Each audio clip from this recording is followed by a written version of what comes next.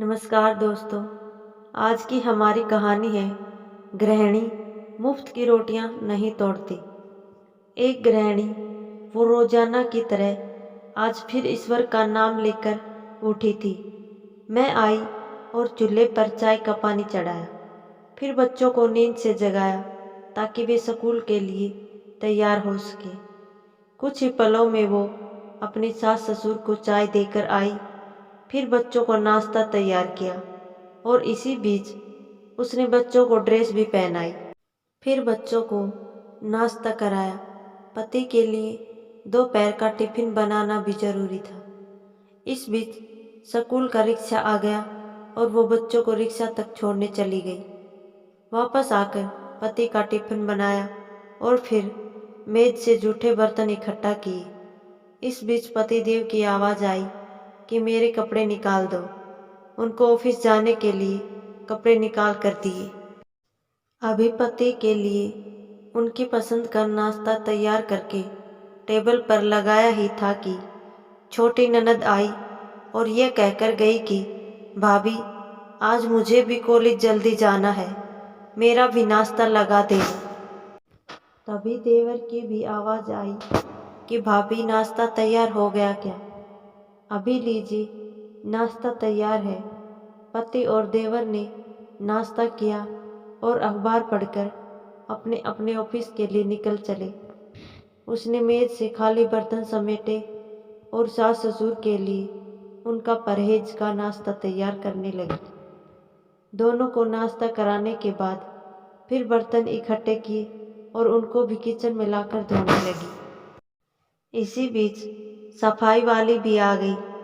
उसने बर्तन का काम सफाई वाली को सौंपकर खुद बेड की चादरें वगैरह इकट्ठा करने पहुंच गई और फिर सफाई वाली के साथ मिलकर सफाई में जुट गई।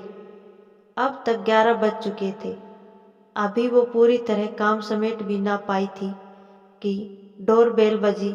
दरवाजा खोला तो सामने बड़ी ननद और उसके पति व बच्चे सामने खड़े थे। उसने खुशी खुशी सभी को आदर के साथ घर में बुलाया और उनसे बातें करते करते उनके आने से हुई खुशी का इजहार करती रही। ननद की फरमाइश के मुताबिक नाश्ता तैयार करने के बाद अभी वो ननद के पास बैठी ही थी कि सास की आवाज़ आई कि बहू, खाने का क्या प्रोग्राम है? उसने घड़ी पर नज़र डाली तो 12 बज रहे थे। उसकी फिक्र बढ़ गई। वो जल्दी से फ्रिज की तरफ लपकी और सब्जी निकाली और फिर से दोपहर के खाने की तैयारी में जुट गई। खाना बनाते बनाते अब दोपहर का 2 बज चुके थे। बच्चे स्कूल से आने वाले थे। लो, बच्चे आ गए। उसने जल्दी जल्दी बच्चों की ड्रेस उतारी और उनका मुंह हाथ धुलवाकर उनको खाना खिलाया। इसी बीच छोटी ननद भी कॉलेज से आ गई और देवर भी आ चुके थे। उसने सभी के लिए मेज पर खाना लगाया और खुद रोटी बनाने में लग गई। खाना खाकर सब लोग फ्री हुए तो उसने मेज से फिर बर्तन जमा करने शुरू कर दिए। इस वक्त 3 बज रहे थे। अब उसको खुद को भी भूख का एहसास होने लगा था। उसने हॉट पॉट देखा तो उसमें कोई रोटी नहीं बची थी। उसने फिर से किचन की ओर रुख किया। तभी पतिदेव घर में दाखिल होते हुए बोले कि आज देर हो गई, भूख बहुत लगी है, जल्दी से खाना लगा दो। उसने जल्दी जल्दी पति के लिए खाना बनाया और मेज पर खाना लगाकर पति को किचन से गर्म रोटी बनाकर लाकर देने लगी। अब तक 4 बज चुके थे।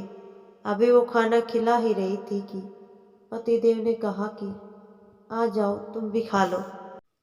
उसने हैरत से पति की तरफ देखा तो उसे ख्याल आया कि आज मैंने सुबह से कुछ खाया ही नहीं। इस ख्याल के आते ही वो पति के साथ खाना खाने बैठ गई। अभी पहला निवाला उसने मुंह में डाला ही था कि आंखों से आंसू निकल आए। पति देव ने उसके आंसू देखे तो फौरन पूछा कि तुम क्यों रो रही हो? वो खामोश रही और सोचने लगी कि इन्हें कैसे बताऊं कि ससुराल में कितनी मेहनत के बाद ये रोटी का निवाला नसीब होता है और लोग इसे मुफ्त की रोटी कहते हैं। पति के बार बार पूछने पर उसने सिर्फ इतना कहा कि कुछ नहीं, बस ऐसे ही आंसू आ गए।